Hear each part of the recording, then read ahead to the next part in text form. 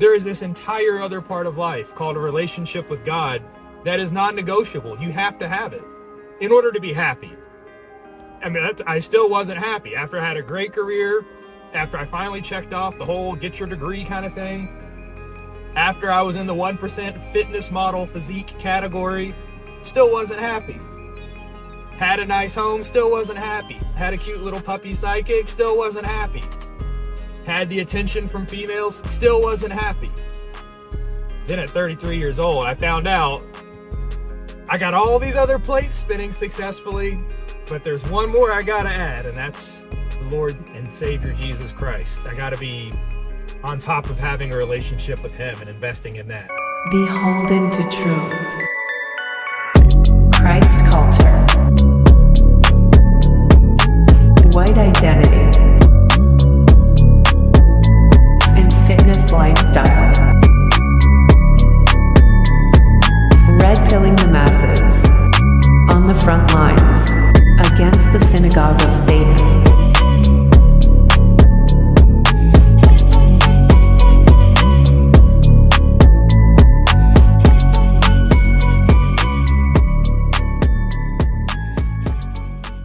So what do you guys think? I don't know. Would this be a pretty decent product to put out there?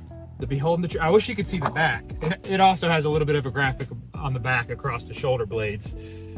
But I'm just trying to figure out if it's worth it to even do a merch line of anything, whether it's a hoodie, a hat, a shirt, a shaker bottle.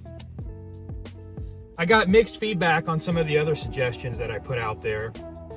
So I'm still undecided. One of the things that makes me hesitate with any clothing options is the sizing, because I don't want to deal with the headache of returns.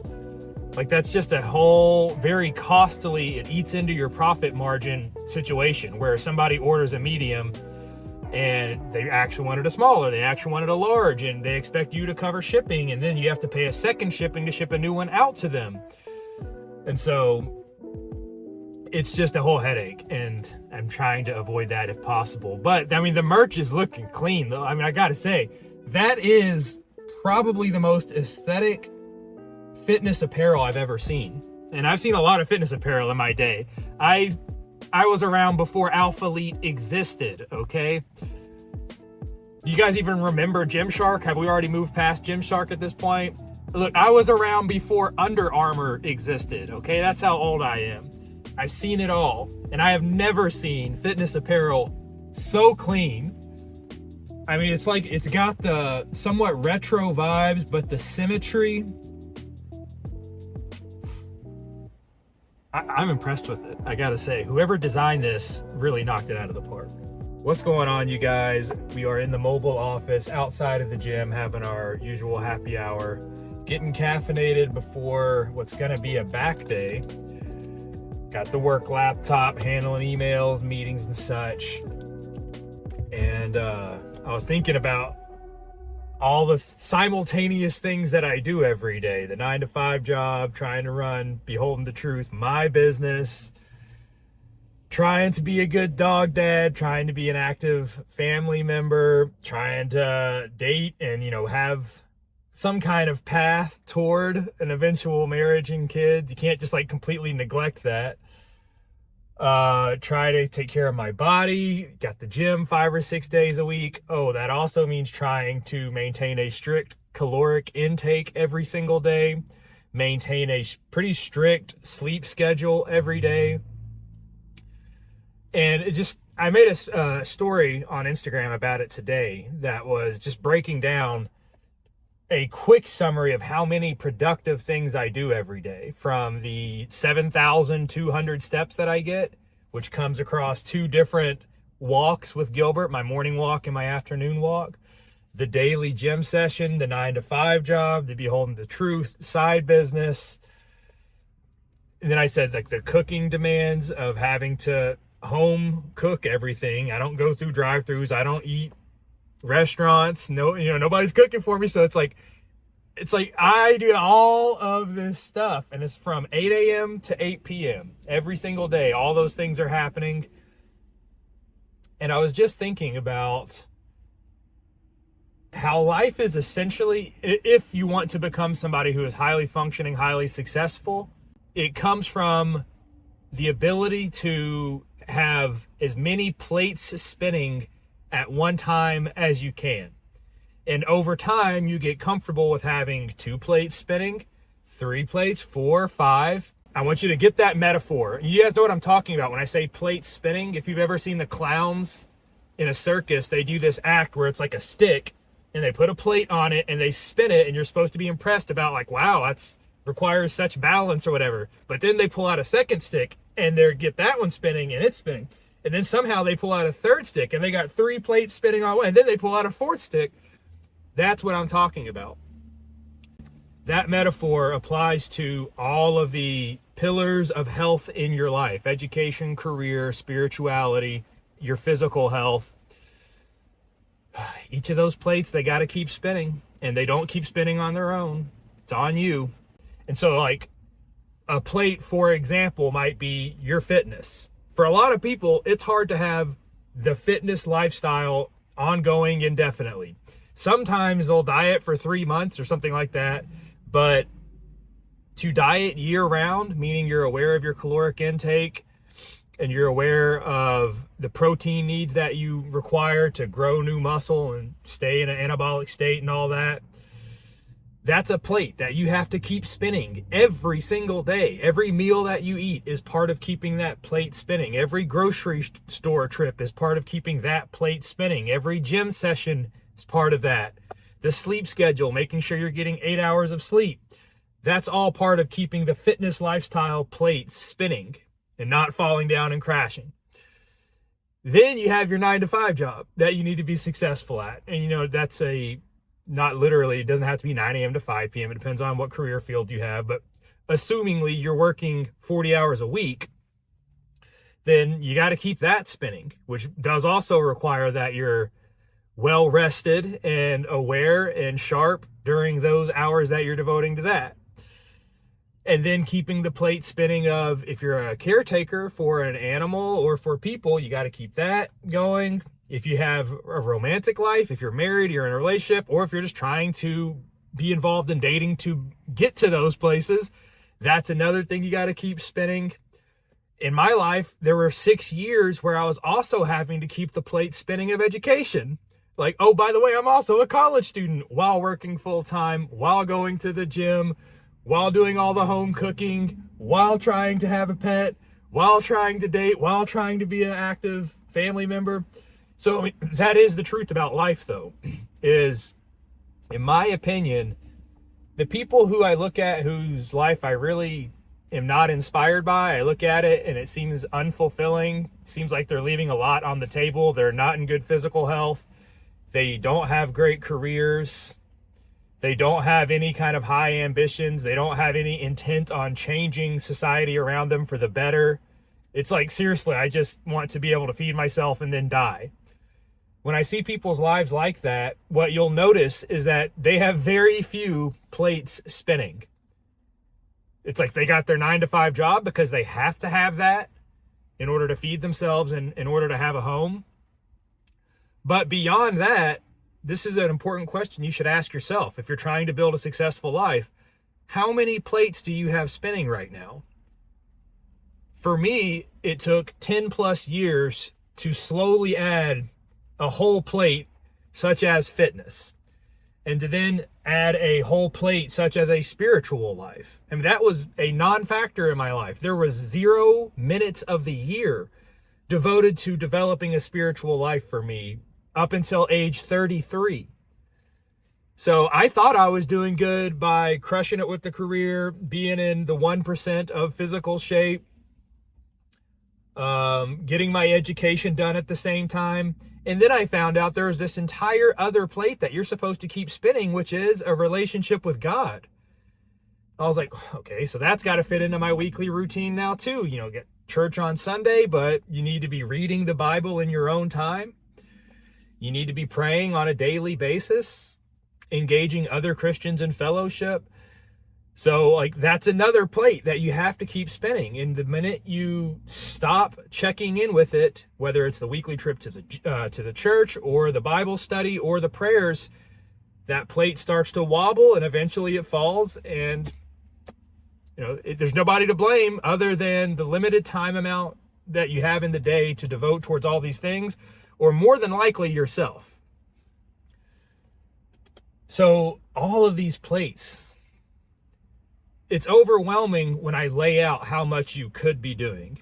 You could be going to school full time and having that 9 to 5 full time and managing a fitness life full time, which is 5 days a week. In my case, you have an entire second side business that is your business, that isn't even your employer who you want to grow. You have the love life that you got to be investing hours in, whether you're in a relationship or you're trying to get in a relationship. Either way, that takes intentional effort, energy. You got your family that you have obligations to, your parents, your siblings, if you have children. You have your pets that deserve good lives too. They deserve to be well exercised and healthy and feeling emotionally good because you're paying attention to them, not just keeping them alive. This is how you become a responsible, dependable person, is by forcing yourself to adopt the responsibility of keeping each of these plates spinning. Nobody's going to force you to go and get that fitness plate first started spinning, and no one's going to force you to check in with the diet, with the training, with the sleep, with the hydration. So it's you voluntarily saying, this is a new responsibility that I have, that I am voluntarily taking up because I want to be a better, more higher achieving person, a healthier person, physically, mentally, spiritually, economically. All of that stuff requires intentional effort. And so this is the challenge to you. I want you all to think about those pillars of life and what effort or intentional time you're spending on each of them. How much intentional time are you spending on your education, on your spirituality, on your career, on your physical fitness? If the answer is like, well, I'm putting 40 hours a week in on my career, I have to, okay? So that's great at a baseline. You could be doing more, but that's great. But if that's where the list of your time devotion stops, like you're not currently doing any kind of gym routine, you're not currently devoting time towards your spirituality, you're not reading the Bible, you're not currently going to church, you're not currently doing anything intentionally to become more educated, whether that's politically or something that'll be useful in your professional career.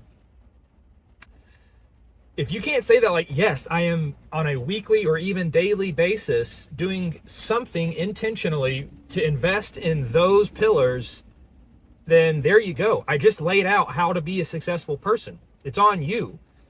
You look at how much time you have, 7 days a week, 24 hours in each of them, and you subtract out 8 hours of sleep on each of those days, and you say, okay, I got 16 hours to invest in all of these things.